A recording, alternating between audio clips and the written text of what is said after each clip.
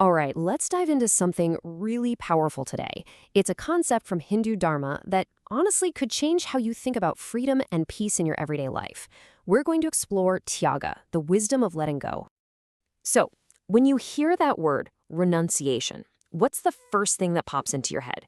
For most of us, it's probably this image of someone just leaving it all behind, right? Their home, their job, everything, to go live in a cave or something. But what if that's not the whole story? What if true renunciation isn't about physically leaving the world, but about leaving behind all the junk that weighs you down while you're living in it? You know, the stress, the anxiety, the attachments. Now, that's an idea we can actually work with, isn't it?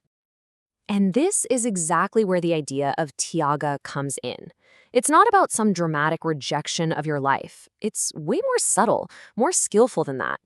It's the art of an intelligent release. So let's unpack what that really means. First things first, we've got to redefine what we're even talking about when we say renunciation, because the way we usually think about it just doesn't do Tyāga justice. So let's be super clear about what this is not. Tyāga is not some kind of spiritual hall pass to get out of your responsibilities. It is not running away from tough stuff. And it's definitely not a cold, hard rejection of the people and things you care about. It's something else entirely. Okay, so if it's not about ditching our responsibilities, then what's the secret? Well, it's all about changing your relationship with what you do. It's about this core idea: full action, but zero attachment. You know, the Bhagavad Gita makes this really crucial distinction. On one side, you have sannyāsa, which can mean giving up action itself. But Tyāga, that's different. That's about giving up your attachment to the results of your actions. See the difference? You still do the thing, you still put in the work, but you let go of that obsessive need for it to turn out a certain way. And hey, don't just take my word for it. Here it is, straight from the source. The Gita puts it so perfectly. Tyāga is abandoning attachment to the fruits of action. It doesn't get much clearer than that. So, what does this actually look like in real life? It means you give your all to your work. You love your people with everything you've got. You engage with your life 100%. The only thing that changes is you don't emotionally cling to the outcome.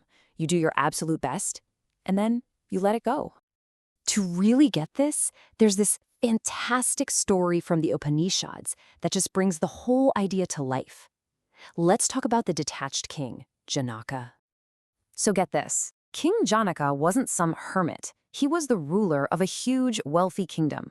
Lived in a palace, wore the royal robes, the whole shebang. He was totally in the world. And yet, people considered him a great sage, a true renunciate. So how is that even possible?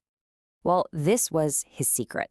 Someone asked him how he stayed so free with all that wealth and power, and his answer is just incredible. He said that if his capital city, Mithila, the very heart of his kingdom, burned to the ground, nothing of his would be lost.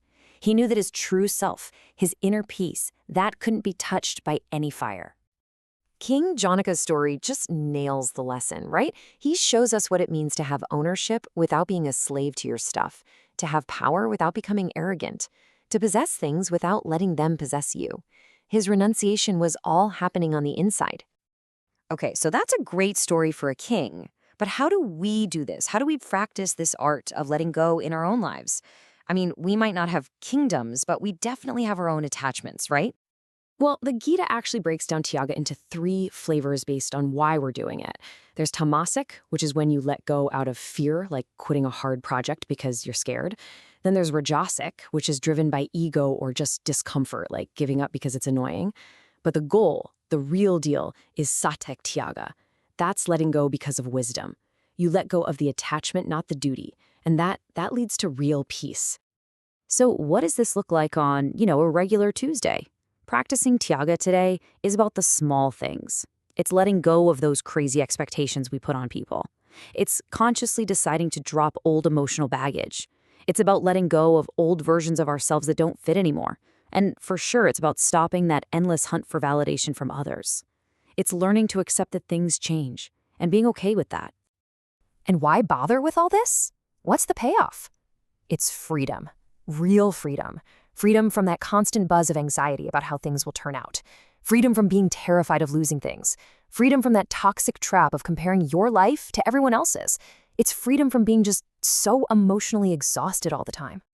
At the end of the day, we wear ourselves out trying to control everything.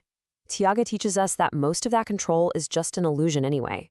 And when you finally let go of that illusion, you don't become weak. You actually become wiser. You learn to flow with life instead of constantly fighting against it. So if there's one thing to remember, it's this.